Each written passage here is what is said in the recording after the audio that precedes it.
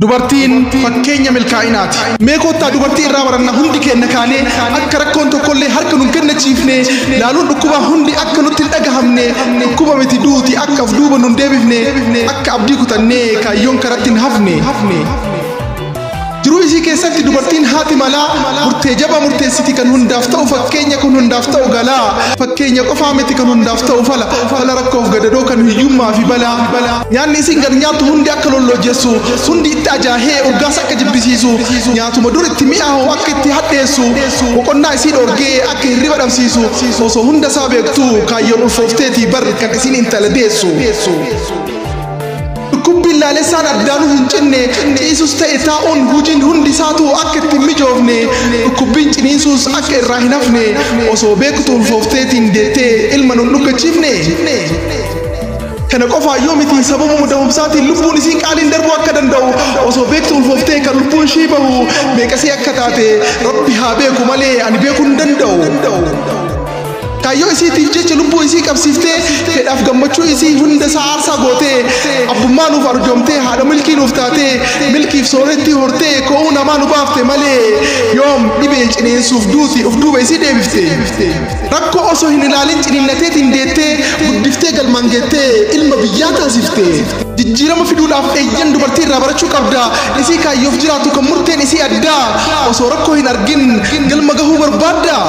Iddoo fi hojiin keenya tokko ta'uu baatullee dafqinu wal qixxaatuu dhabullee osoo hin rakkatin duroome hin argine yoomillee kan lotorii mo'atee fi yoo hattuu ta'e malee. Fakkeenya jajjabinaa kan ciminaas nuuf taate osoo jarri ciniinnattee obsaan waan hunda darbuu baatte namni akkamitti wal horee biliyoonota guute. Akkas kormittii too akkas dubartii too malaaf jabina keetiin naaf bareedde jiruun too obsaaf gamnummaa keetiin naaf qajeelle deemsi koo gorsaaf gargaarsa keetiin naaf furamte rakkoon koo jaalalaaf naatoo keetiin utubame manni koo. Hanga yoomi barumaan rakkoo dhuma faarsinaa boo'icha wal jala qabaa boonneetiin wal boochifnaa ayyan dubartii taanee kaayyoo ulfoofnee deennaa rakkoo ulfaa dagalnee ilmarratti xiyyeeffannaa laaluu ciniinsuu irraanfannee galma keenya midhannaa kaayyoo bareedduu deennee harka irratti hammannaa of dura qabnee ilaalaa dhungataa taphachiifnaa dilduu rakkoof gidaraa awwaallee daaraa goonaa tokko deennee guddifnee isa kaanis ulfoofnaa lakkuu deenneetiin hormaata baay'ifannaa ayyan dubartii taanee kumaa kitala horree biliyoonotaan lakkoofnaa. Hiyyummaan akka dhibee dhiigaan nuti hin darbini gadodoo hin dhaalchifnu hiyyuun nu biran tarini garatti yoo dhugee dhalates abul gaafatu daa'imni. Kaayyoon tokko galma geennaan akka riqichaa ta'ee kan biraatti ceesisaa gammachuu isii jalqabaa ciniinsuu of koltee jennaan firriif aanaan see yaa'ee gammadeetiin eebbisa. Kunoo ilmi dharate kaayyoon tokko milkaaheera isa kaan itti darbuuf yeroon amma gaheera bardahuu qofaa miti guddisuunis ni jira.